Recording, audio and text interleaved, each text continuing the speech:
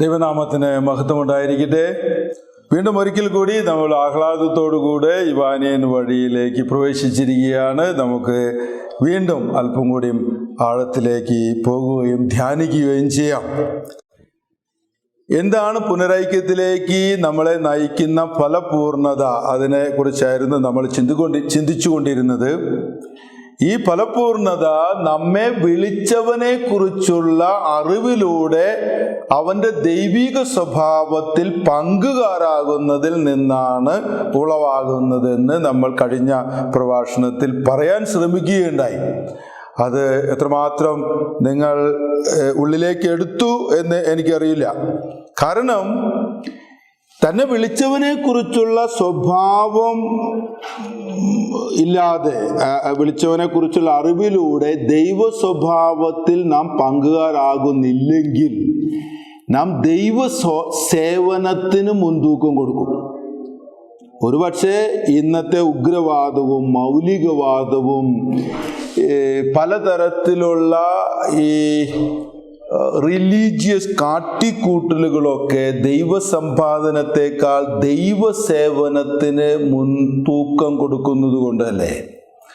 എന്ന് പറഞ്ഞാൽ ആ ദൈവത്തെക്കുറിച്ചറിയാതെ, നമ്മെ വിളിച്ചവനെ കുറിച്ച് അറിയാതെ നമ്മൾ അവനെ സേവിക്കുക. അപ്പം അവൻ്റെ പേരിൽ നമ്മൾ ധർമ്മശാലകൾ നടത്തുക, ഹോസ്പിറ്റലുകൾ നടത്തുക, നമ്മൾ പലതരം കർമ്മങ്ങൾ നടത്തുന്നു. എന്നിട്ട് അതിനൊക്കെ നമ്മൾ ദൈവത്തെ സേവിക്കുകയാണെന്നുള്ള ഒരു വലിയ മുഖം മൂടിയെ കൊടുക്കുന്നു. പലപ്പോഴും അങ്ങനെ മുഖത്ത് നോക്കി പറയുന്നതൊക്കെ ഉള്ളിൽ വിഷമമുണ്ടാക്കുന്ന കാര്യമാണ്. പക്ഷേ വലിയ പിതാവിനോട് ചേർന്ന് നിന്ന് നമ്മൾ ചിന്തിക്കുമ്പോൾ ദൈവസേവനത്തെക്കാൾ ദൈവസമ്പാദനം ശ്രേഷ്ഠമെന്ന് ഒരു ആചാര്യൻ്റെ ആ ഒരു ഉത്തരവാദിത്തോടുകൂടെ പിതാവ് നമ്മളോട് പറയുമ്പോൾ നമ്മൾ മനസ്സിലാക്കണം, ദൈവസമ്പാദനത്തിനേക്കാൾ അല്ലെങ്കിൽ ദൈവ സ്വഭാവത്തിൽ പങ്കുകാരാകുന്നതിനേക്കാൾ മുൻതൂക്കം ഈ ദൈവ സേവനത്തിന് അല്ലെങ്കിൽ ദൈവത്തിൻ്റെ പേരിൽ ചെയ്യുന്ന സേവനങ്ങൾക്ക് ആയിട്ട് വ്യാഖ്യാനിക്കുമ്പോൾ തീവ്രവാദവും അതുപോലെ തന്നെയുള്ളതല്ലേ, മതമൗലികവാദങ്ങളും ദൈവസേവനത്തിനായിട്ടുള്ളതല്ലേ. അതിനിടെ ഈ ലോകത്തിൽ നമ്മൾ ചെയ്യുന്നതെല്ലാം ദൈവത്തിനെ സേവിക്കാനായിട്ടല്ലേ. പക്ഷെ നമ്മൾ ഒന്ന് പോസ് ചെയ്ത് ചിന്തിക്കുമ്പോൾ നമ്മളെല്ലാവരും ഒന്നിച്ചു പറയുന്ന ഒരു കാര്യമല്ലേ, ഒരു മതത്തിൻ്റെ ഉള്ളിലും ഒരു ദൈവങ്ങളും ആരെയും കൊല്ലാനും തല്ലാനും അല്ലെങ്കിൽ നശിപ്പിക്കാനായിട്ടൊന്നും പറഞ്ഞിട്ടില്ല എന്ന്. മറിച്ച് ആ ദൈവത്തെ കുറിച്ചുള്ള അറിവിലൂടെ, ആ വിളിച്ചവനെ കുറിച്ചുള്ള അറിവിലൂടെ എല്ലാത്തിൻ്റെയും ഒന്നിപ്പിനെ കുറിച്ചല്ലേ നമ്മൾ സംസാരിക്കുന്നതും പുനരൈക്യപ്പെടുന്നതിനെ കുറിച്ചല്ലേ നമ്മൾ ചിന്തിക്കുന്നതും. ദൈവത്തിൻ്റെ ആത്യന്തികമായ സ്വഭാവം കൂട്ടായ്മയല്ലേ. ആ ദൈവ സ്വഭാവത്തിൽ നമ്മൾ പങ്കുകാരാകുക എന്നത് ദൈവത്തെ സമ്പാദിക്കുന്നതല്ലേ, ദൈവത്തെ സേവിക്കുന്നതല്ല. ദൈവസേവനം എന്ന പേരിൽ നാം ചെയ്യുന്നതെല്ലാം ദൈവസമ്പാദനത്തിന് ഉതകുന്നതോ ദൈവ സ്വഭാവത്തെ പ്രകാശിപ്പിക്കുന്നതോ ആയിരിക്കണമെന്നില്ല. ദൈവസമ്പാദനം ദൈവ സ്വഭാവത്തിൽ പങ്കുകാരാകുന്നതാണ്. ഈ പങ്കുകൊള്ളലിലാണ് നാം ഫലമണിയുന്നത്. അപ്പോൾ ദീപത്തിൽ വെച്ച ദീപം പോലെ ജീവിതം പ്രകാശം പരത്തുകയും വ്യക്തിയുടെ പ്രവർത്തനങ്ങൾ കണ്ട് മറ്റുള്ളവർ സ്വർഗസ്ഥ പിതാവിനെ മഹത്വമണിയിക്കുകയും ചെയ്യും. അതല്ലെങ്കിൽ നമ്മൾ ഈ മതത്തിൻ്റെ പേരിൽ കാട്ടിക്കൂട്ടുന്ന കോപ്രായങ്ങളെ കണ്ട് ആളുകൾ അയ്യോ എന്ന് പറഞ്ഞ് നെറ്റിക്ക് തല വെച്ച് പിന്നെ അവരെ എന്തൊക്കെയാ പറഞ്ഞു കൂട്ടണേന്ന് പലപ്പോഴും നമുക്ക് മനസ്സിലാവാറുണ്ടോ? ചില നേരത്ത് എനിക്ക് തോന്നുന്നു ഈ ദൈവത്തെക്കുറിച്ചുള്ള തിരിച്ചറിവില്ലാതെ കാട്ടിക്കൂട്ടുന്ന വ്യക്തികൾ ഈ വാട്സപ്പോ അല്ലെങ്കിൽ ഈ റിയാലിറ്റി ഷോകളൊന്നും കാണാറില്ല. അവർ ഏതോ ഒരു ലോകത്തിലാണ്. ഞങ്ങൾ വലിയ സംഭവങ്ങളാണ്, ഞങ്ങൾ കാട്ടിക്കൂട്ടുന്നതൊക്കെ ദൈവത്തിന് വേണ്ടിയാണെന്നൊക്കെ ഉള്ള ഒരു അഹന്തകളിലല്ലേ നമ്മൾ ജീവിക്കണേ. ഒന്ന് ഭൂമിയിലേക്ക് ഇറങ്ങി വന്നിട്ട് നാല് ചുറ്റിനും നോക്കി, നാല് ചുറ്റിനും കുമിഞ്ഞുകൂടുന്ന മ്ലേച്ഛതകളെ കാണുമ്പോഴല്ലേ നമ്മൾ പലതും കാട്ടിക്കൂട്ടുകയാണെന്ന് മനസ്സിലാക്കുക. ഒരു വൈദികനായി എനിക്ക് ചിലപ്പോഴൊക്കെ അങ്ങനെ വളരെ വേദന തോന്നാറുണ്ട്. കർത്താവ് ശരിക്കും വൈറ്റ് വാഷ്ഡ് സപ്പൂൾക്കർ എന്ന് വിളിച്ചത് എന്നെ പോലെയുള്ളവരല്ലേ എന്ന് ചിലപ്പോഴെനിക്ക് തോന്നും. ഈ വെള്ളക്കുമ്പായത്തിൻ്റെ അടുത്ത് ജീർണിച്ച ശരീരങ്ങളുള്ള മ്ലേച്ഛതകളെ നിറച്ചു വെച്ചിരിക്കുന്ന I'm not ashamed to tell that നമ്മുടെ ജീവിതങ്ങളിലും നമ്മുടെ രീതികളിലൊക്കെ ഒത്തിരി മാറ്റങ്ങൾ വരണം. നമ്മൾ ഏത് അവസ്ഥയിൽ നിന്നാണ് അധപതിച്ചത് എന്ന് നമ്മൾ ചിന്തിക്കണം. എന്നിട്ട് തിരുത്തുന്നതിൽ നമ്മൾ വേവലാതി പോകേണ്ട കാര്യമൊന്നുമില്ല. ഈ ലോകം തിരുത്താനും കൂടിയല്ലേ തന്നിരിക്കുന്നേ. നമ്മളും എത്ര നോമ്പ് കാലങ്ങൾ പ്രീച്ച് ചെയ്യുന്നവരാണ്, അല്ലെങ്കിൽ എത്ര നോമ്പ് കാലങ്ങളിലൂടെ കടന്നുപോയിട്ടാണ് ഒരു അൽമായൻ ആ വിശ്വാസ ജീവിതത്തിൽ വളരണേ. എത്ര ആഴ്ചയിലൂടെ നമ്മൾ കടന്നുപോയിട്ടുണ്ട്. എത്ര പെസഹ ആഴ്ചയിലെ കാലുകഴുക മുത്തലുകൾ നമ്മൾ കണ്ടിട്ടുണ്ട്. എത്ര ദുഃഖവള്ളികളിലെ കുരിശിൻ്റെ വഴികളിലൂടെ നമ്മൾ കടന്നുപോയിട്ടുണ്ട്. എന്നാൽ എന്തേ നമുക്കൊന്നും ഒരു ഇറക്കം വരാത്തത്? നമ്മൾ ഏത് അവസ്ഥയിൽ നമ്മൾ അധപതിച്ചതെന്ന് ചിന്തിക്കാനായിട്ട് മടിക്കുന്നത്? കൊലവിളിയും ബഹളായിട്ട് പുറത്തേക്ക് ഇറങ്ങി വരണത്. വിളിച്ചവനെ കുറിച്ചുള്ള തിരിച്ചറിവ് നമ്മളിൽ പലർക്കും നഷ്ടപ്പെട്ടുകൊണ്ടിരിക്കുന്നു. ഒരുപക്ഷെ അതൊക്കെ പറയാനും എനിക്കും കഴിയാതെയായി എന്ന് ഞാൻ ചിലപ്പോഴൊക്കെ വിഷമത്തോടു കൂടി ചിന്തിക്കുന്നു. ഒരു പുരോഹിതൻ എന്ന നിലയിൽ മക്കളോട് അത് പറയാനും, മക്കളെ, ഈ അവസ്ഥയിൽ നിന്നാണ് നമ്മളൊക്കെ അധപതിച്ചത്. അത് ഇന്നിൻ്റെയോ ഇന്നലെയുടെയോ അല്ല, അതിൻ്റെയൊക്കെ താഴത്ത് വേറെ കുറേ കാലങ്ങൾക്ക് മുമ്പാണ് മക്കളെ ഇതെല്ലാം തുടങ്ങിയത്.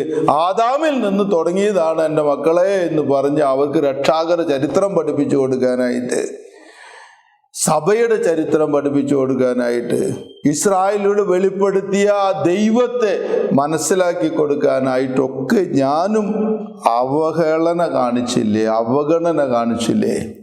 അപ്പോഴൊക്കെ നെഞ്ചു പൊട്ടിക്കരയുന്ന ഒരു ദൈവം, ആകാശമേ കേൾക്ക, ഭൂമിയെ ചെവി തരിക, ഞാൻ എൻ്റെ മക്കളെ പോറ്റി വളർത്തി, യജമാനൻ്റെ എൻ്റെ തൊഴുത്തിനെയും അല്ലെങ്കിൽ കാളത്തൻ്റെ ആ ഒരു കാളത്തൊട്ടിയെ ഒക്കെ തിരിച്ചറിയുന്നു, പക്ഷെ എൻ്റെ ജനം തിരിച്ചറിയുന്നില്ല, എൻ്റെ ജനം വിവേചിച്ചറിയുന്നില്ല എന്ന് പറഞ്ഞൊരു ദൈവം കരയുമ്പോൾ, വിളിച്ചവനെ കുറിച്ചുള്ള തിരിച്ചറിവില്ലാതെ ഒരു ജനം കാറ്റിനെ പ്രസവിക്കുന്നത് കാണുമ്പോൾ, ആചാര്യന്മാരെയും പ്രവാചകന്മാരെയും വിളിച്ച് ദൈവത്തിനെ കേൾക്കാനായിട്ട് അല്പവും കൂടി ചെവി ഞാൻ കൊടുത്തിരുന്നതെങ്കിൽ എന്ന് ഞാൻ ചിലപ്പോഴൊക്കെ മുട്ടുകുത്തി പറയാറുണ്ട്.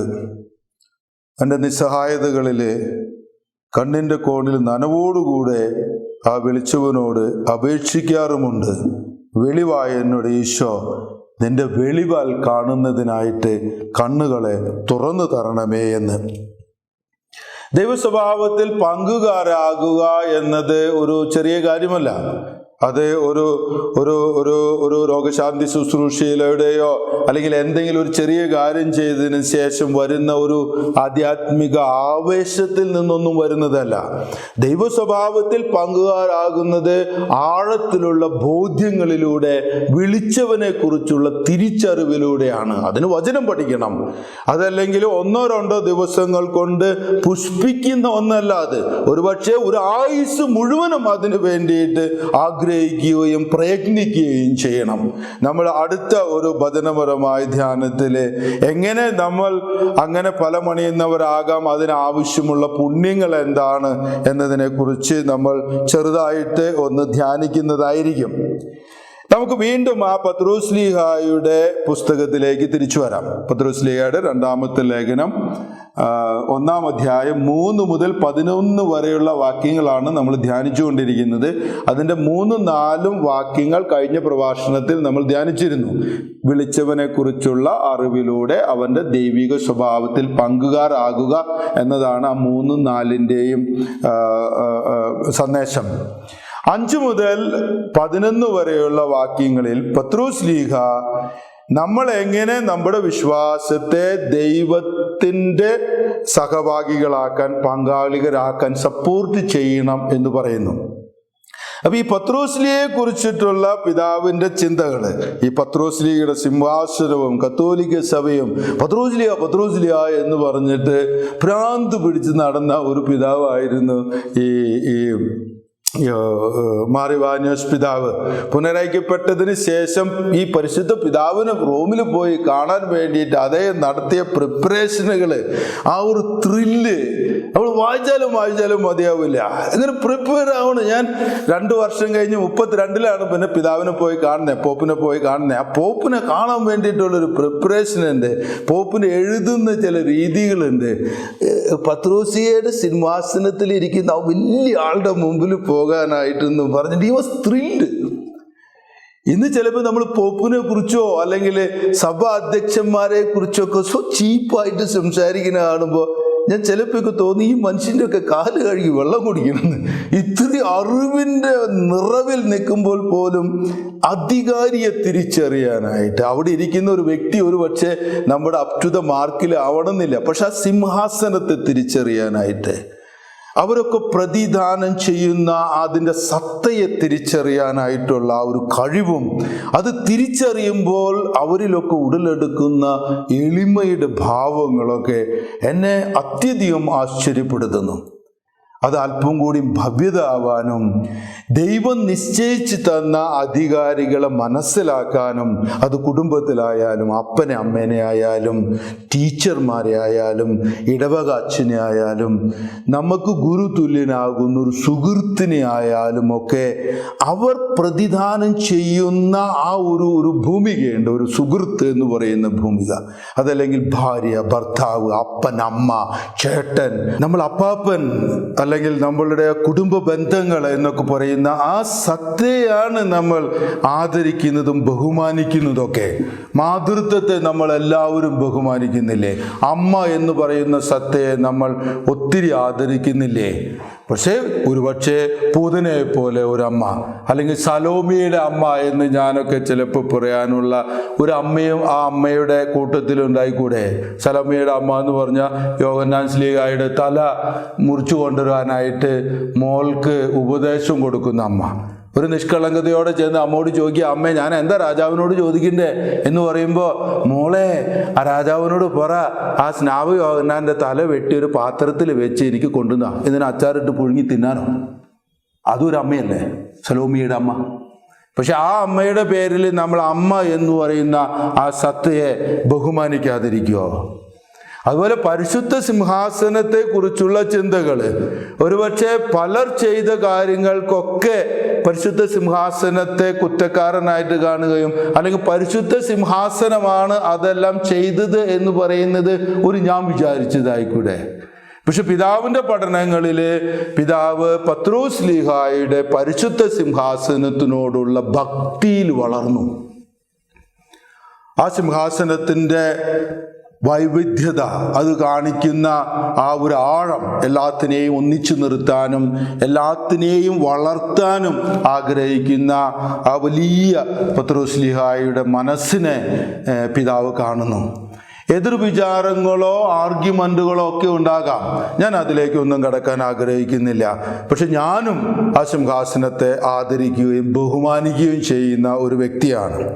പക്ഷേ ഈ പത്രോസ് ശ്ലീഹ എന്ന് പറയുന്ന വ്യക്തിയുടെ ജീവിതം ദൈവസ്വഭാവത്തിൽ പങ്കുകാരനാകുന്ന ഒരു സാധാരണ മനുഷ്യൻ്റെ നേർക്കാഴ്ചയാണ്. അതിൽ പെട്ടെന്ന് സംഭവിക്കുന്ന ഒന്നുമില്ല. പക്ഷെ തന്നെ വിളിച്ചവനെ കുറിച്ചുള്ള അറിവിലൂടെ പതുക്കെ പതുക്കെ അവൻ്റെ സ്വഭാവത്തിൽ പങ്കുകാരനായ ഒരു വ്യക്തിയായിരുന്നു ഈ പത്രോസ് ശ്ലീഹ. പത്രോസ് ശ്ലീഹയെ കുറിച്ച് 2 വാക്ക് നിങ്ങൾ അറിയേണ്ടതാണ്.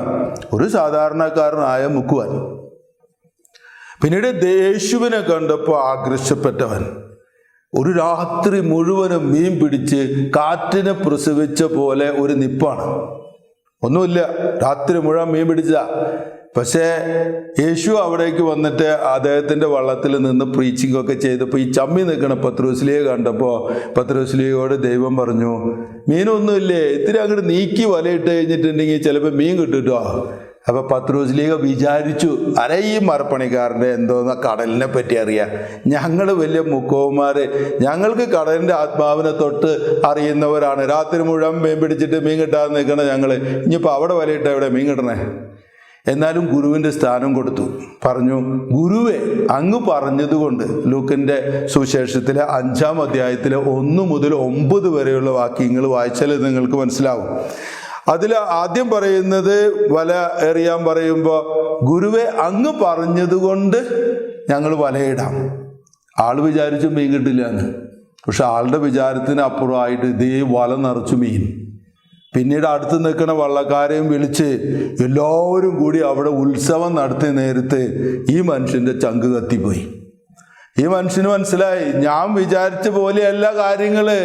അടുത്ത് നിൽക്കുന്നവൻ ഗുരുവല്ല, പ്രഭുവാണ്, കർത്താവാണ്. അപ്പൊ എല്ലാവരും അവിടെ ഉത്സവം നടത്തുമ്പോ ഞങ്ങൾക്ക് മീൻ കിട്ടിയേ എന്ന് പറഞ്ഞിട്ട് ആഘോഷിക്കുമ്പോ ഈ മനുഷ്യൻ പതുക്കെ മാറി വന്ന് കർത്താവിന്റെ തിരുപ്പാദത്തിൽ വീണ് പറയണേ, വെയിന്നൊരു ഞാൻ വിചാരിച്ച് കയറി വന്നിട്ട് പറയണേ, ഞാൻ പാപിയായ മനുഷ്യനാണ്, എൻ്റെ അടുത്ത് നിന്ന് അങ്ങ് മാറിപ്പോകണമേ കർത്താവേ. ഇപ്പൊ ഗുരുവല്ല കർത്താവേ, പക്ഷെ ഒരു ഞാൻ വിചാരിച്ച് വീണ്ടും കയറി വന്നു, ഞാൻ പാപിയാണ്. കർത്താവ് അങ്ങനെ പറഞ്ഞോ? കർത്താവ് അങ്ങനെയൊന്നും പറഞ്ഞില്ല. കർത്താവ് അവനോട് വളരെ റെസ്പോൺസിബിൾ ആയിട്ട് പറഞ്ഞു, ഇത്തിരി അങ്ങോട്ട് നീക്കി വലയിട്ടിട്ടുണ്ടെങ്കിൽ you launch little deep, you will catch a big catch. പക്ഷെ അപ്പോഴേക്കും ആള് വിചാരിച്ചു ഞാൻ പാപിയാണ്, എൻ്റെ അടുത്തുനിന്ന് പോണേന്നൊക്കെ പറഞ്ഞ് ബഹളം കൂട്ടിയപ്പോൾ കർത്താവ് പറഞ്ഞു, അടെ പേടിക്കാതെ, ഇത്ര കിടന്ന് ശബ്ദം ഉണ്ടാക്കാതെ, നിന്നെ ഞാൻ മനുഷ്യനെ പിടിക്കുന്നവരാക്കാന്ന് പറയും. ആഹാ, അങ്ങനെ ഒരു സൂത്രമുണ്ടോ? അങ്ങനെ അത് പഠിക്കാലോ എന്നും പറഞ്ഞിട്ട് കർത്താവിൻ്റെ പിന്നാലെ പോകും. യേശുവിൻ്റെ പിന്നാലെ പോകാനും ആ വിളിച്ചവനെ കുറിച്ചുള്ള അറിവിൽ വളരാനൊക്കെ ആ മനുഷ്യൻ ഒത്തിരി ആഗ്രഹിച്ചു. പിന്നീട് കാലങ്ങൾ കുറച്ച് കടന്നുപോയി.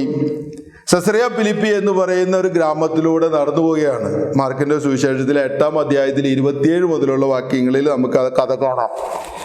അങ്ങനെ നടന്നു പോകുന്ന സമയത്ത് ശിഷ്യന്മാരോട് ഇങ്ങനെ ചോദിച്ചു, ഈ ആളുകൾ എന്നെപ്പറ്റി എന്തൊക്കെ പറയണേ? ഒരു ചെറിയ മെസ്സേജ് താടേ വാട്സപ്പിലൊക്കെ, എന്താണ് ഇന്നത്തെ കാലത്ത് എന്നെ കുറിച്ച് മെസ്സേജൊക്കെ പോണേ. അപ്പം അങ്ങനെ അവർ പലരും വാട്സപ്പുകൾ എടുത്തിട്ട് പറഞ്ഞു, അരെ ചിലർ പ്രവാചകൻ എന്ന് പറയുന്നു, ചിലർ ഇങ്ങനെ ഒരു തട്ടിപ്പ് ആളെന്ന് പറയുന്നു, ചിലർ പറയുന്നു ആ മരിച്ചുപോയ സ്നാപയോഗന എഴുന്നേറ്റ് വന്നിരിക്കുകയാണെന്ന്. അങ്ങനെ കുറേ ട്രോളുകളും കുറേ ലൈക്കുകളും ഇട്ടിട്ടുള്ള മെസ്സേജുകളെ പറ്റിയൊക്കെ പറയും.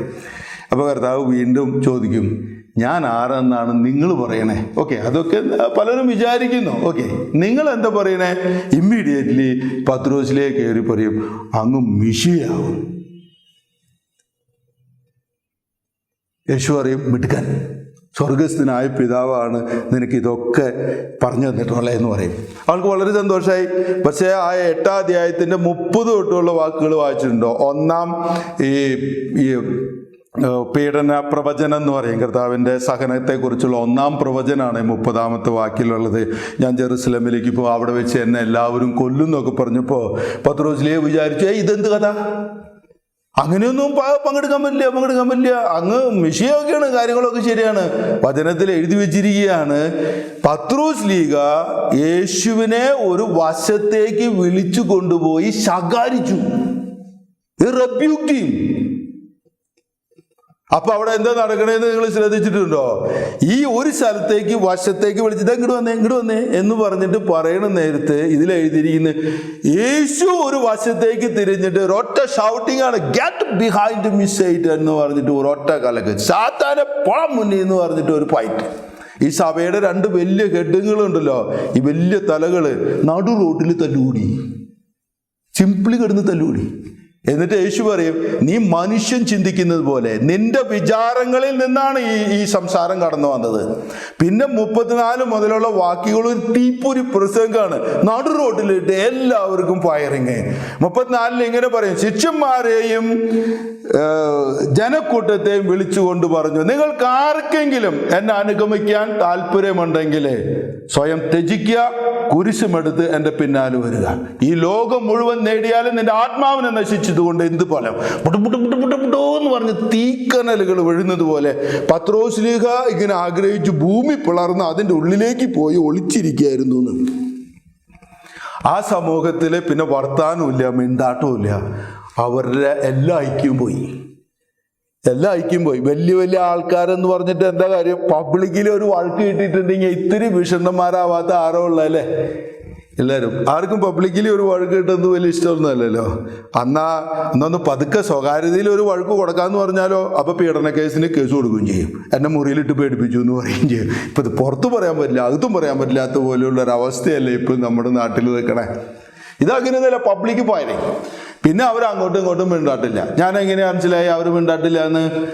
മാർക്കിന്റെ സുവിശേഷത്തിലെ 9-ാം അധ്യായത്തിന്റെ 2-ാം വചനം എടുത്ത് വായിക്കണം. അതിലിങ്ങനെ എഴുതും, 6 ദിവസങ്ങൾക്ക് ശേഷം. പെട്ടെന്ന് എങ്ങനെയാ 6 ദിവസം അവിടെ കയറി വന്നേ? 6 ദിവസത്തിന് മുമ്പാണ് ആ നടു റോട്ടിലിട്ട് തല്ലുകൂടിയത്.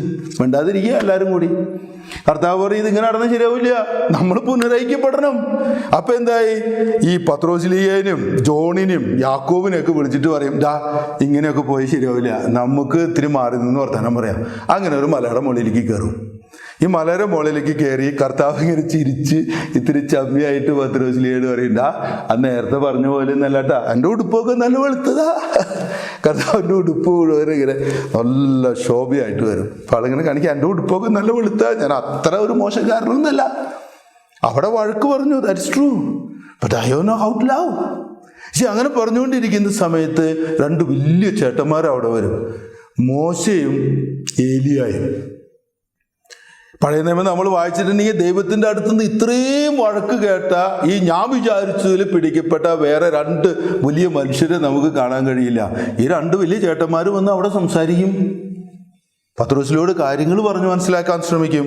പത്രോസ്ലീഹ, നിന്റെ ഈ വിചാരങ്ങൾ കൊണ്ട് അല്ലെങ്കിൽ ഇങ്ങനെയൊന്നുമല്ല നമ്മൾ ദൈവ സ്വഭാവത്തിൽ പങ്കുകാരാകണ്ടേ. നിങ്ങൾ ശ്രദ്ധിച്ചിട്ടുണ്ടോ? അവിടേക്ക് സ്വയം പിതാവായി ദൈവം ഇറങ്ങി വരും. അതൊരു വലിയ പുനരൈക്യമായിരുന്നു. ഒരു വലിയ പുനരൈക്യത്തിൻ്റെ രാത്രി അല്ലെങ്കിൽ ആ മലയായിരുന്നു അത്. പിതാവ് ഇറങ്ങി വന്നിട്ട് എല്ലാവരോടും കൂടെ പറയണേ, അരേ ഇവനൊന്ന് കേൾക്കണേ, ഇവൻ അത്ര മോശക്കാരനൊന്നുമില്ല, എൻ്റെ പ്രിയപുത്രനാണ്. പത്രോസേ, നീ അവനൊന്ന് കേൾക്ക്. കാരണം പത്രോസ്ലീഹയുടെ കോപ്പറേഷനും ആ മനുഷ്യൻ്റെ മനസ്സിൻ്റെ പങ്കാളിത്തം ദൈവത്തിന് ആവശ്യമുണ്ട്. പുനരൈക്യപ്പെടാൻ നിന്നെയും എന്നെയും ഒക്കെ ആവശ്യമുണ്ട്. ചിലപ്പോഴൊക്കെ ഈ വചനം വായിച്ച് ചില അച്ഛന്മാരിങ്ങനെ പറയുന്ന വചനം കേൾക്കുമ്പോൾ എനിക്ക് ആകെ അങ്ങോട്ട് സന്തോഷം തോന്നും. കാരണം പറയും, ആരൊക്കെയോ കരഞ്ഞത് കൊണ്ട് ദൈവം വിളിച്ചതാണ് നമ്മുടെയൊക്കെ വിളികൾ എന്ന് പറയും. ആരോ എവിടെയൊക്കെയോ കരഞ്ഞപ്പോൾ ദൈവം ഉണർത്തിയ ഒരു ആത്മാവാണ് ഒരു പക്ഷേ എൻ്റെ പൗരോഹിത്യം എന്ന് പറയും. പക്ഷെ ആരൊക്കെയോ കരഞ്ഞതുകൊണ്ട് അവർക്കൊക്കെ ഉത്തരങ്ങളാകാനായിട്ടല്ലേ നമ്മൾ ഓരോരുത്തരെയും വിളിച്ചിരിക്കുന്നത്.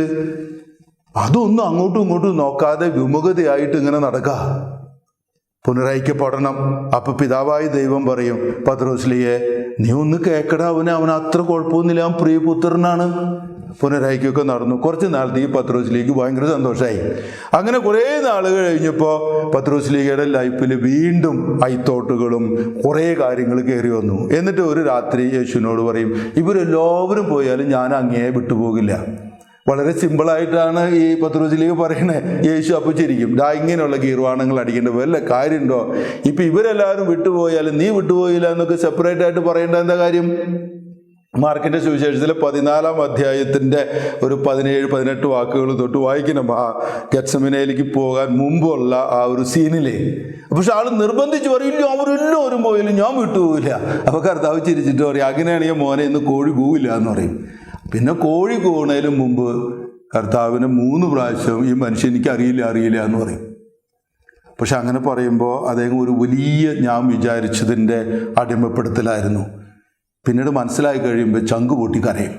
പിന്നെ പുനരുത്ഥാനത്തിന് ശേഷം വീണ്ടും ഈ മനുഷ്യൻ ദൈവത്തിനെ കുറിച്ച് അറിയാനുള്ള സ്നേഹത്തിൽ പതുക്കെ ഇങ്ങനെ യേശുവിൻ്റെ അടുത്തേക്ക് ഇങ്ങനെ പോയി ഇങ്ങനെ പമ്പി നിൽക്കണ കാണുമ്പോൾ യേശു ഇങ്ങനെ വിളിക്കും, അവിടെ വന്നടാന്ന് പറയും. അപ്പോൾ ഇങ്ങനെ ചെല്ലുമ്പോൾ ചോദിക്കും, നീ എന്നെ സ്നേഹിക്കുന്നുണ്ടാ? നിഷ്കളങ്കമായ ആ ചോദ്യം കേൾക്കുമ്പോൾ പീറ്ററും ഒത്തിരി നിഷ്കളങ്കതയോട് പറയും, അത് കഴിഞ്ഞു നീ ആയിരിക്കും. ഇത് പിന്നെയും ചോദിക്കണേ, ഒരു പ്രാവശ്യം ചോദിക്കണേ, നീ എന്നെ ശരിക്കും സ്നേഹിക്കണ്ട? അപ്പോൾ ആൾ പറയും 3-ാമത്തെ പ്രാവശ്യം സെയിം ചോദ്യം, ചങ്ക് പൊട്ടി കരഞ്ഞു പോയി. ആ മനുഷ്യൻ ശരിക്കാണ്ട് തകർന്നു പോയി. അപ്പോൾ യേശു പറയും, എന്നെ അനുഗമിക്കുക. വീണ്ടും ഒരു തിരുത്തലായിരുന്നു. വീണ്ടും ഒരു രക്ഷാകരമായ തിരുത്തലിലൂടെ പുനരൈക്യപ്പെടുകയായിരുന്നു ആ മനുഷ്യൻ. പക്ഷേ അത്ര അടുത്തേക്ക് പോകുമ്പോൾ ആ വലിയ ഗുരുവിനെ കുറിച്ച് ഈ മനുഷ്യൻ ആഴത്തിൽ അറിയാൻ തുടങ്ങി. പിന്നെ പരിശുദ്ധാത്മാവ് വന്നു കഴിയുമ്പോൾ ഈ പത്രോസ്ലീഹയുടെ ഉള്ളിൽ ഒത്തിരി ശക്തി വരികയും പത്രോസ്ലീഹ പിന്നെ ഘോരം പ്രീച്ച് ചെയ്യാൻ തുടങ്ങും. കാര്യങ്ങളൊക്കെ ഉഷാറായിട്ട് കുറേ നാൾ അങ്ങനെ പോയി. കുറച്ച് കഴിഞ്ഞപ്പോൾ ഈ മനുഷ്യൻ്റെ ഉള്ളിൽ വീണ്ടും അയിത്തോട്ട് കയറി വന്നു. ഞാൻ വിചാരിച്ചു എല്ലാവരും പിടിച്ച് സുന്നത്ത് ചെയ്യണം. യേശു ഒരു യഹൂദനായിരുന്നു. യേശുവിന് 8-ാം ദിവസം സുന്നത്ത് കർമ്മത്തിന് വേണ്ടിയിട്ട് ദേവാലയത്തിൽ സമർപ്പിച്ചിട്ടുള്ളതാണ്. അപ്പൊ യേശുവിനെ സ്വീകരിക്കുന്ന എല്ലാ വ്യക്തികളും ഈ സുന്നത്ത് കർമ്മത്തിന്റെ അധീനരാകണം എന്ന് പറഞ്ഞു. പത്രോസിലേ പറഞ്ഞു അതിന്റെ ആവശ്യമില്ല, അതെന്തിനാ അത് ചെയ്യണേ, അതിന്റെ ആവശ്യമില്ലല്ലോ. വിശ്വാസത്തിൽ നമുക്ക് യേശുവിനെ സ്വീകരിക്കുകയും യേശു തരുന്ന രക്ഷയിലേക്ക് നമുക്ക് കടന്നു ചെന്നുകയും ചെയ്തുകൂടെ? പത്രോസിലെയും പൗലോസിലെയും കൂടി തല്ലുകൂടാൻ തുടങ്ങി. പത്രോസിലിയ പറഞ്ഞു ഇല്ല, അത് ശരിയാവില്ല. സഭയുടെ തലവനാണ് ഈ പറയണേ. ബാക്കി എല്ലാവരും ആകെ കൺഫ്യൂഷനിലായി. അന്ന് രാത്രി പത്രോസിലിയ ഉറങ്ങാൻ കിടക്കുക. അപ്പോൾ ഒരു സ്വപ്നം കാണും. അതിൽ കുറേ സാധനങ്ങൾ, ജീവികളൊക്കെ ഇരിക്കുന്നുണ്ടാവും. എന്നിട്ട് ഈ സ്വപ്നത്തിൽ പറയും പത്രോസിലിയോട് അതിനൊക്കെ കൊന്നു തിന്നേന്ന് പറയും. അപ്പോൾ പത്രോസിലിയ പറയും ഞാനിതിനൊന്നും കൊന്നിട്ടില്ല, ഇങ്ങനെയുള്ള അശുദ്ധിയുള്ള ഒരു സാധനത്തിന് ഞാൻ തൊട്ടിട്ടില്ല. അപ്പോൾ ആ സ്വപ്നത്തിൽ പറയടാ, ഞാൻ സൃഷ്ടിച്ച് നല്ലതെന്ന് കണ്ട സാധനത്തിനെ ചീത്തയാണ് നല്ലതാണെന്നൊക്കെ പറയും. നീ ആരാ? നിന്റെ അയത്തോട്ടുകളല്ലേ അത് മുഴുവൻ. നീ വിചാരിക്കുന്നതല്ല അങ്ങനെ. അവർക്ക് അത് ചെയ്യണം, ഇവർക്ക് ഇത് ചെയ്യണം എന്നൊക്കെ നീ വിചാരിക്കുന്നതല്ലേ. ഉറക്കത്തിൽ നിന്ന് എഴുന്നേറ്റപ്പോൾ ഡോർബെല്ല് അടിച്ചു. വാതിലോർ നോക്കിയപ്പോൾ കൊർന്നേലീസിന്റെ വീട്ടിൽ നിന്ന് കുറെ ആൾക്കാർ. അപ്പോസ്തല പ്രവർത്തനം 11-ാം അധ്യായം. കൊർന്നേലീസിന്റെ വീട്ടിൽ പോയി പ്രാർത്ഥിച്ചു. ദേ വരുന്നു പരിശുദ്ധാത്മാവ് ഈ വിജാതിയരുടെ മുകളിൽ. അപ്പൊ ഈ പത്രോസിലേക്ക് പറയും, അരെ ഞാൻ വിചാരിച്ചു ഈ യഹൂദന്മാരുടെ മേത്ത് മാത്രമല്ലേ ഈ പരിശുദ്ധാത്മാവ് വരുള്ളൂ. ദേ വരുന്നു വിജാതിയന്മാരുടെ മുകളിൽ പരിശുദ്ധാത്മാവ്. എന്നിട്ട് യാക്കോബിനെ വിളിക്കും. യാക്കോബിനെ വിളിച്ചിട്ട് പറയും, യാക്കോബെ ഒരു എഴുതിക്കോ, ഇങ്ങനെയുള്ള കാര്യങ്ങളൊന്നും വേണ്ട, സമാധാനപരമായിട്ട് അവരൊക്കെ ജീവിച്ചോട്ടെ എന്ന് ആള് പറഞ്ഞ് വിജാതിയന്മാർക്കും പരിശുദ്ധാത്മാവിന് വരം കിട്ടുന്നുള്ള അറിവിലേക്ക് ഈ മനുഷ്യൻ വളരും. വീണ്ടും ശിഷ്യത്വത്തിലേക്ക് വളരുകയാണ്. പക്ഷെ കുറച്ച് കഴിഞ്ഞിട്ട് ജയിലിലിരിക്കുക, ചങ്കലകളൊക്കെ അട്ടിപ്പൂട്ടി ഇങ്ങനെ കുത്തിരിക്കുകയാണ് കക്ഷി. അങ്ങനെ ഇരിക്കുന്ന നേരത്ത് ഒരു മാലാഖ വന്നിട്ട് അടുത്ത് വന്ന് നിൽക്കുക. മാലാഖ പറയും, സാറേ അങ്ങക്ക് വേണ്ടിയാണ് ഞങ്ങൾ എല്ലാവരും കാത്തു നിൽക്കണേ, അങ്ങ് ഇങ്ങനെ ഇവിടെ ഇരുന്നാൽ എങ്ങനെ ശരിയാവണേ? അപ്പോൾ പത്രോസിലേ പറയും, എന്നെ കെട്ടിയിട്ടിരിക്കുകയല്ലേ, അത് അങ്ങേക്ക് തോന്നണതല്ലേ, അങ്ങ് എഴുന്നേറ്റ്. അപ്പോൾ പത്രോസിലേക്ക് ഒരു സംശയം, അങ്ങനെ എഴുന്നേൽക്കാൻ പറ്റുമോ? അങ്ങ് എഴുന്നേൽക്കണം. പത്രോസിലേ എഴുന്നേൽക്കുമ്പോൾ ചങ്കലം മുഴുവനും ദേ കിടക്കണം. പിന്നെ ഈ മാലാഖ പറയും, അങ്ങ് മുന്നോട്ട് പോകണം. അപ്പോൾ പത്രോസിലേ പറയും, വാതിലുകളൊക്കെ അടഞ്ഞു കിടക്കല്ലേ, അത് അങ്ങേക്ക് തോന്നണതല്ലേ, ഈ ലോകം മുഴുവൻ അങ്ങേക്ക് വേണ്ടി തുറന്നു കിടക്കുന്നതാണ്, അങ്ങേക്ക് വേണ്ടിയാണ് ഞങ്ങൾ എല്ലാവരും സന്നദ്ധരായിട്ട് നിൽക്കണേ. പത്രോസിലേ മുന്നോട്ട് നടക്കുമ്പോൾ കാരാഗ്രഹത്തിൻ്റെ വാതിൽ തുറക്കും. അടുത്ത വാതിൽ ആൾ റോഡിൽ ചെന്നു. ഈ മുക്കുവൻ പല അയത്തോട്ടുകളിലൂടെ പല തിരുത്തലിലൂടെ എത്ര വട്ടം കറങ്ങിയാണ് ഈ പരിശുദ്ധ സിംഹാസനത്തിൽ ഇരിക്കാനായിട്ട് യോഗ്യനായിത്തീരുന്നതെന്നറിയോ? എന്നിട്ട് പിന്നത്തെ 2 ചാപ്റ്ററുകളിൽ നമ്മൾ ഈ പിതാവിനെ കാണില്ല. പിന്നെ കാണുന്നത് 15-ാം അധ്യായത്തിൽ, അപ്പോസ്തല പ്രവർത്തനത്തിലെ 15-ാം അധ്യായത്തിൽ ആദ്യത്തെ സിനഡ് നടക്കുകയാണ്. നമ്മുടെ സഭയുടെ ഒരു വത്തിക്കാൻ കൗൺസിൽ എന്ന് പറയുന്ന പോലെ ജെറൂസലം കൗൺസിൽ നടക്കുക. എല്ലാവരും ഇരിക്കുകയാണ്. അവിടെ ജെയിംസ് ആണ് എന്ന് പറഞ്ഞാൽ യാക്കോബാണ് അതിൻ്റെ എല്ലാം നടത്തിയിരിക്കുന്ന ആള്. പക്ഷെ അവസാനം ഈ കൊർന്നേലീസിൻ്റെ കാര്യങ്ങൾ പറയുമ്പോൾ പറയും, പത്രോസ്ലി അവിടെ ഉണ്ടായിരുന്നു, നമുക്ക് അദ്ദേഹത്തിനോട് ചോദിക്കാമെന്ന് പറയും. അപ്പോൾ അദ്ദേഹം കുറേ കാര്യങ്ങൾ സഭയോട് പറയും. എന്നിട്ട് അദ്ദേഹത്തിൻ്റെ പ്രീച്ചിങ് അദ്ദേഹം ഒരു സെൻറ്റൻസിൽ അവസാനിപ്പിക്കും. അതെന്താണെന്ന് നിങ്ങൾക്കറിയോ? വളരെ അത്ഭുതകരമായ ഒരു സെൻറ്റൻസാണത്. അതാണ് പുനരൈക്യത്തിൻ്റെ ഒരു വലിയ വെളിവായിട്ട് നമ്മുടെ പിതാവിനെ സ്പർശിക്കുന്നത്. പത്രോസിൻ്റെ അവസാന വാക്കാണ് ഇത്. ഈ അപ്പോസ്തല പ്രവർത്തനത്തിൻ്റെ 15-ാം അധ്യായത്തിൻ്റെ 10-ാം വാക്യം. നമ്മുടെ പിതാക്കന്മാർക്കോ നമുക്കോ താങ്ങാൻ വയ്യാതിരുന്ന ഒരു നുകം ഇപ്പോൾ ശിഷ്യരുടെ ചുമലിൽ വെച്ച് കെട്ടി എന്തിന് ദൈവത്തെ നിങ്ങൾ പരീക്ഷിക്കുന്നു? നമ്മുടെ പിതാക്കന്മാർക്കോ നമുക്കോ താങ്ങാൻ വയ്യാതിരുന്ന ഒരു നുകം ഇപ്പോൾ ശിഷ്യരുടെ ചുമലിൽ വെച്ച് കെട്ടി എന്തിന് ദൈവത്തെ നിങ്ങൾ പരീക്ഷിക്കുന്നു? പിന്നീട് നമ്മൾ പത്രോസിനെ കുറിച്ച് കേൾക്കില്ല. പക്ഷെ അന്ന് ആ മീൻപിടുത്തത്തിൻ്റെ സമയത്ത് ഗുരുവേ ഞാൻ പാപിയാണ്, എന്നിൽ നിന്ന് പോകണമേ എന്ന് പറയുകയും ഇന്ന് ഒരു ജനതയെ മുഴുവനും യേശുവിൻ്റെ നുകത്തിൻ്റെ കീഴിൽ മാത്രം കെട്ടിവെച്ചാൽ മതി എന്ന് പറയുന്ന വലിയ തുറവിയിലേക്ക് വളരുന്നതുവരെ ഈ മനുഷ്യൻ്റെ ജീവിതം നമ്മുടെ ഓരോരുത്തരുടെയും ജീവിതമാണ്. അങ്ങനെയാ യേശു ശിഷ്യനാകുന്നേ, അല്ലാതെ ഭും എന്ന് പറയുന്ന ഒരു തോട്ടിലൂടെയല്ല. ഒത്തിരി രക്ഷാകരമായ തിരുത്തലിലൂടെ വീണ്ടും വീണ്ടും ദൈവിക ഭാവങ്ങളിലേക്ക് കടന്നു വന്ന് ഇളകപ്പെട്ടതിനെയും സൃഷ്ടിക്കപ്പെട്ടതിനെയും മാറ്റിക്കളഞ്ഞ് നമ്മൾ പതുക്കെ പതുക്കെ ആ ദൈവ സ്വഭാവത്തിൽ പങ്കുകാരാകാൻ തുടങ്ങും. പത്രോസ്ലീഹ കണ്ട മാർഗമാണത്. തിരുത്താനുള്ള അവാഞ്ചമായ ആഗ്രഹം കത്തോലിക്ക സഭയുടെ ഉള്ളിൽ എന്നുമുണ്ട്. അതൊരു പക്ഷേ പെട്ടെന്ന് എത്തുന്നത് കാണാതെയാകുമ്പോൾ നമ്മളൊക്കെ വിചാരിക്കും ഈ കത്തോലിക്ക സഭയ്ക്ക് ഇൻസ്റ്റൻ്റ് ആയിട്ടുള്ള മാറ്റങ്ങളെക്കുറിച്ച് അറിയില്ല എന്ന്. അത് ഇൻസ്റ്റൻ്റ് ആയിട്ടുള്ള മാറ്റങ്ങളെക്കുറിച്ച് ബോധവാനല്ല. ഓക്കെ, ഞാനിവിടെ നിർത്തുകയാണ്. ഈ പ്രഭാഷണത്തിൻ്റെ ഒരു ഭാഗം കൂടെയുണ്ട്. രക്ഷാകരമായ തിരുത്തലിലൂടെ പത്രോസ്ലീഹ എങ്ങനെയാണ് തൻ്റെ ശിഷ്യത്വത്തിലേക്ക് വളർന്നത്, തന്നെ വിളിച്ചവനെ കുറിച്ചുള്ള തിരിച്ചറിവിലൂടെ എങ്ങനെയാണ് ആ വിളിച്ചവൻ്റെ സ്വഭാവത്തിൽ പങ്കുകാരാകുന്നത്, അത് പുനരൈക്യപ്പെടുന്നതിന് നമ്മൾക്ക് അത്യന്താപേക്ഷികമായ ഒരു കാര്യമാണ്. ഈ ധ്യാനത്തിൻ്റെ ചിന്തകളിലേക്ക് നിങ്ങൾ കടന്നപ്പോൾ നിങ്ങൾക്കും ചിന്തിക്കാം, നിങ്ങളുടേതായ ചുറ്റുവട്ടങ്ങളിൽ നിന്നുകൊണ്ട് ഏത് തരത്തിലുള്ള ഒരു രക്ഷാകരമായ തിരുത്തലാണ് ആവശ്യമുള്ളത്. വ്യക്തിബന്ധങ്ങളിൽ, കുടുംബങ്ങളിൽ തിരുത്തുന്നതിന് മടിക്കേണ്ട ആവശ്യമൊന്നുമില്ല. നമ്മൾ കൗശലപൂർവം കാര്യങ്ങളെ മാനിപ്പുലേറ്റ് ചെയ്യാനും ക്രമപ്പെടുത്താനും ശരിപ്പെടുത്താനും ഒക്കെ പോകുമ്പോഴാണ് പലപ്പോഴും പിടിക്കപ്പെടുന്നത്. മറിച്ച് ഞാൻ തെറ്റ് ചെയ്തിട്ടുണ്ട്, ആ തെറ്റ് ചെയ്തതിൽ എൻ്റെ അയോഗ്യതയുണ്ട്, പക്ഷെ ഇനിയും ഒരിക്കൽ കൂടി കർത്താവ് നിൻ്റെ കരുണയാൽ എനിക്ക് തന്നുകൂടെ? അപ്പം അവൻ്റെ കരുണ നമ്മെ കഴുകി വെടുപ്പാക്കി ഇളകപ്പെട്ടവയെയും സൃഷ്ടിക്കപ്പെട്ടതിനൊക്കെ നീക്കിക്കളഞ്ഞ് അതിൻ്റെ എല്ലാ പൂർണ്ണതയോടുകൂടി രക്ഷാകരമായ ആനന്ദത്തിലേക്ക് തിരിച്ചു കൊണ്ടുവരുവാനും നമുക്ക് പുതിയ മനുഷ്യരാക്കാനും ഈ ദൈവത്തിൻ്റെ കൃപയ്ക്ക് കഴിയും. ആ കൃപയുടെ സന്താനങ്ങളാണ് നമ്മൾ.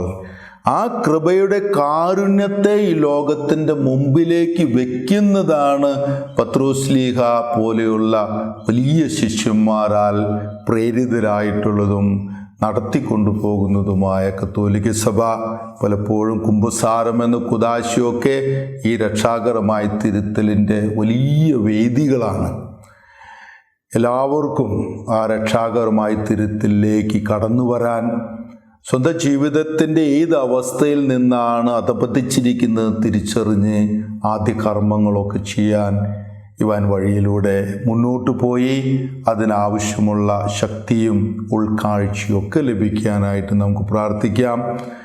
രക്ഷാകരമായ തിരുത്തലുകളുടെ മധ്യസ്ഥനായ, ഇരകളുടെ മധ്യസ്ഥനായ മാർ ഇവാനിയോസ് പിതാവ് നമുക്ക് വേണ്ടി പ്രാർത്ഥിക്കട്ടെ എന്ന് ആഗ്രഹിക്കുന്നു.